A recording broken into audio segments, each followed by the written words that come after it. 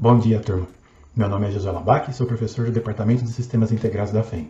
Eu fiz esse vídeo a pedido do professor Celso Arruda para a disciplina de Introdução à Engenharia Mecânica que ele oferece.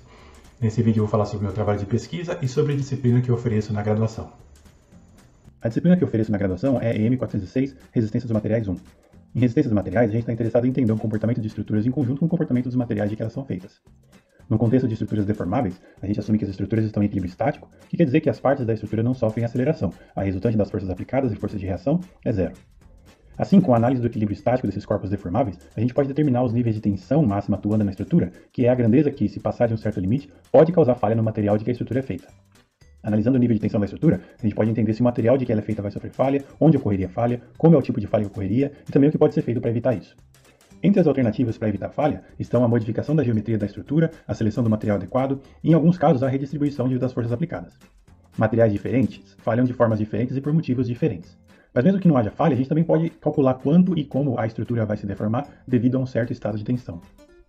Em resistência dos materiais, a gente vai criar modelos simples para explicar o comportamento de estruturas elementares como barras, vigas e eixos, mas mesmo assim a gente vai conseguir entender vários aspectos fundamentais do comportamento de estruturas. A gente vai entender por que pontes às vezes têm essa geometria treliçada com arcos dessa forma e por que esses membros estruturais têm formatos tão diferentes uns dos outros. É o mesmo motivo pelo qual essas vigas têm esses perfis em I, em vez de simplesmente uma chapa fina, e é o mesmo motivo pelo qual essa cartela de remédio tem esse ressalto no meio. É porque o momento de inércia das estruturas é inversamente proporcional ao nível de tensão na estrutura.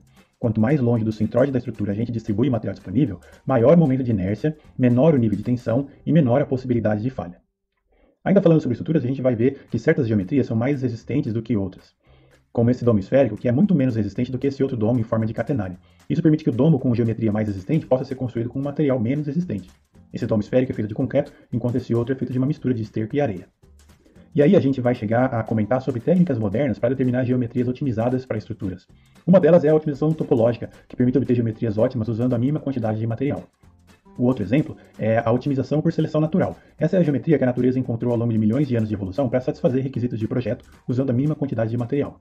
Aqui a gente vê a geometria complexa de dentro de um fêmur, e aqui a distribuição da geometria de uma raiz de árvore, que com essa pequena quantidade de material consegue manter uma árvore enorme de pé. Você pode comparar essa fundação natural com as estacas que a gente normalmente usa em fundações de engenharia, e dá para ver como a gente está muito atrás da geometria ótima. E o outro aspecto do curso é o estudo de materiais. Aqui a gente vai entender por que um giz quebra sem se esticar e por que a borracha estica sem se quebrar, que é o mesmo motivo pelo qual uma caneca de vidro cai e quebra e uma caneca de lata cai e amassa. Tudo isso ainda relacionado ao motivo pelo qual esse navio se quebrou ao meio desse jeito e porque a gente consegue revestir o capacete do astronauta com uma camada de ouro, mas não consegue construir uma bicicleta de ferro fundido. Tudo isso porque materiais podem ser dúcteis ou frágeis e isso deve ser levado em consideração no projeto da estrutura. Falando em bicicleta, a gente ainda vai entender por que tem gente que paga R$70 mil numa bicicleta de fibra de carbono e o que ela tem de tão especial para custar tanto assim. Na mesma linha, a gente vai entender por que uma viga de madeira falha com essa rachadura longitudinal, enquanto a mesma viga de concreto falha com essas rachaduras transversais. Tudo isso tem a ver com o fato de que alguns materiais são anisotrópicos, que têm propriedades mecânicas diferentes em direções diferentes. E ainda a gente vai entender por que rolhas tradicionalmente são feitas de cortiça e não de borracha, e por que rolhas de borracha precisam ter essa geometria mais complexa para funcionar. Tudo isso é devido a outra propriedade de deformação dos materiais, e a gente vai explorar como essa propriedade é usada para projetar capacetes sofisticados que evitam concussões em esportes violentos. E agora eu vou falar sobre o meu trabalho de pesquisa. Vocês podem entrar no site do meu laboratório para saber mais detalhes. No laboratório, a gente tem uma equipe de doutorandos, mestrandos e alunos de iniciação científica dedicados a modelar e entender como estruturas interagem com o solo, especialmente quando essa interação é dinâmica, quer dizer, quando a estrutura e o solo estão vibrando. Um caso clássico de vibração do solo é um terremoto, mas no nosso laboratório a gente está mais interessado em fontes artificiais de vibração. Aqui a gente tem alguns exemplos clássicos de problemas assim. Esse é o Museu de Arte de São Paulo e debaixo dele passa um túnel rodoviário e uma linha de metrô.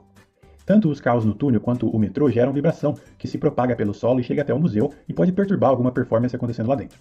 E essa aqui é a usina nuclear de Angra dos Reis. Nesse caso, vibrações vindas do solo, ou mesmo se propagando pelo solo entre diferentes partes da estrutura, podem colocar em risco a segurança da instalação. Mas o caso mais representativo para nós é o caso de aceleradores de partículas. Eu vou falar aqui do caso de fontes de luz síncrotron, porque a gente tem duas aqui perto da Unicamp e porque elas são grandes motivadoras do nosso trabalho. A luz síncrotron é uma propriedade da onda eletromagnética. Quando um elétron é desviado de sua órbita, como por meio de um eletroímã, ele emite na tangente à órbita essa radiação síncrotron. Ela é uma radiação do espectro eletromagnético como raio-x, a luz visível e ultravioleta, e pode ser usada para uma infinidade de aplicações em ciência e engenharia. Esse é um esquema de uma fonte de luz síncrotron. Elas têm um anel de luz onde os elétrons são acelerados e essas estações de trabalho nas tangentes onde a luz síncrotron é coletada. Essa aqui é a fonte de luz síncrotron do LNLS, o Laboratório Nacional de Luz Síncrotron, que a gente tem em Campinas desde os anos 90. E agora a gente construiu o Sirius, que é outra fonte de luz síncrono em fase de instalação, que vai ser o acelerador mais potente do mundo na sua categoria. O problema aqui é que, como qualquer instalação em contato com o solo, o Sirius está sujeito a vibrações que se propagam pelo solo e que podem interferir com o processo extremamente sensível de aceleração de elétrons. No nosso laboratório, a gente procura entender e modelar como é o fenômeno de propagação de ondas no solo e como é possível projetar instalações sensíveis de grande porte como o Sirius para vibrar o mínimo possível. Para isso, a gente desenvolve modelos de estruturas e fundações como as do Sirius interagindo com o solo. Os modelos consistem em placas na superfície do solo, suportadas por grupos muito grandes de estacas. No caso do Sirius, essa placa é do tamanho de um estádio de futebol e o grupo de estacas tem 1.330 estacas. E aí a gente estuda como a vibração que se propaga pelo solo interage com essa placa e estacas e se é possível introduzir modificações para minimizar os níveis de vibração. E aqui são alguns resultados do nosso trabalho. Desse lado, a gente tem uma placa na superfície do solo apoiada por uma estaca enterrada. A placa está sobre um carregamento de momento e carga horizontal, e a gente pode ver como isso faz a placa e a estaca vibrarem e como são as ondas geradas e que se propagam pelo solo a partir dessa estrutura. Aqui, o modelo de uma placa flexível apoiada por 4 estacas, e a gente pode ver a deformação dinâmica da placa e o deslocamento das estacas. Aqui a gente criou um modelo de trincheiras para entender como elas bloqueiam ondas no solo. Isso serve para entender se faria sentido a gente cavar uma trincheira em torno do Sirius para reduzir o nível de vibração nele. Aqui é um caso de uma placa vibrando na superfície do solo e dá para ver como é a propagação de ondas a partir da placa. Cores fortes azul e amarelo indicam níveis altos de vibração e esse tom de verde indica a vibração menor. E aqui a gente vê o mesmo caso com as trincheiras em torno da placa. Veja que as trincheiras modificam completamente a forma como as ondas se propagam. Agora a energia de vibração é empurrada para dentro do solo e os níveis de vibração aqui na superfície do solo depois das trincheiras é significativamente diminuído em relação ao caso sem trincheira, como você pode ver por esse tom de verde aqui. E aqui a gente queria entender o que acontece se a gente construir um muro como esse em torno do Sirius. Dá para ver que o muro absorve vibrações do solo e empurra essa energia de volta para o interior do solo, de forma que o nível de vibração depois do muro fica bem diminuído. Veja que antes do muro como as ondas tinham amplitude alta e como depois do muro elas ficam suavizadas. Embora o Sirius seja um motivador para o nosso trabalho, todas essas aplicações são extensíveis para qualquer problema de interação solo-fundação. A gente pode estender essas estratégias para projetar usinas nucleares, ou proteger salas de concerto, outros tipos de aceleradores de partícula, laboratórios sensíveis, ou então ao contrário, proteger edificações da vibração gerada por rodovias ferrovias, terremotos e maquinário. Outro ramo de estudo no nosso laboratório é o de fundações bioinspiradas. Aqui nosso objetivo é tirar a inspiração da natureza para projetar fundações melhores.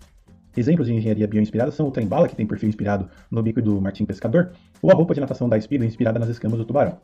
Nessa área de trabalho, a gente quer entender por que a natureza escolheu essa geometria para a fundação das árvores, por meio de seleção natural, e então entender que lições a gente pode tirar disso para melhorar nossas fundações de engenharia. E no caminho tentar responder questões interessantes em botânica estrutural. Por exemplo, num coqueiro que cresceu a vida inteira com a força do vento, fletindo o tronco numa direção, como isso afeta a geometria das raízes? Um terceiro tópico de pesquisa é a otimização topológica em problemas de interação solo-estrutura. Aqui a gente aplica a otimização topológica para achar geometrias ótimas para a estrutura, como eu tinha mostrado antes. Só que agora a gente quer entender qual é o efeito de considerar a flexibilidade do solo nesse processo de otimização. E a gente tem visto que esse efeito é bem grande. A geometria ótima dessa torre, considerando uma base rígida, mostrada aqui à esquerda, é diferente da geometria ótima que a gente obtém se considerarmos que a torre está apoiada sobre o solo. E por último, no nosso laboratório, a gente também estuda técnicas de inteligência artificial aplicadas a problemas de propagação de ondas e interação solo-estrutura. A ideia aqui é que às vezes os sinais de vibrações de uma estrutura têm características abstratas demais para nós humanos conseguirmos decifrar. Usando machine learning, a gente consegue treinar redes neurais para olhar um sinal como esse, que é o espectrograma de vibração de um componente mecânico, e tirar informações úteis sobre o comportamento do componente. Aqui é uma aplicação que a gente está trabalhando no laboratório. Quando a gente aperta uma tecla no teclado de um computador, o impacto de apertar a tecla gera a vibração que se propaga através da mesa e pode ser medida por algum sensor, como o acelerômetro embutido de um celular sobre a mesa. O sinal gerado por cada tecla é um espectrograma complexo como esse, e nós humanos não conseguimos distinguir uma tecla da outra só usando isso. Mas a gente tem treinado redes neurais para fazer isso, e então identificar o que foi digitado no teclado só usando o sinal vibratório que se propagou pela mesa. A ideia aqui não é espionar ninguém, nem quebrar a senha de ninguém, mas usar esse problema para entender como o machine learning pode nos ajudar a fazer sentido de sinais complexos como esses. No futuro, a gente poderia, por exemplo, medir a vibração de um ponto de um acelerador de partículas e conseguir dizer com precisão onde a fonte de vibração está e como é essa fonte da vibração medida. Esse é um resumo das áreas de pesquisa que eu falei aqui. Nosso laboratório regularmente abre vagas para alunos de iniciação científica. Você pode entrar no site para ver detalhes e como se inscrever.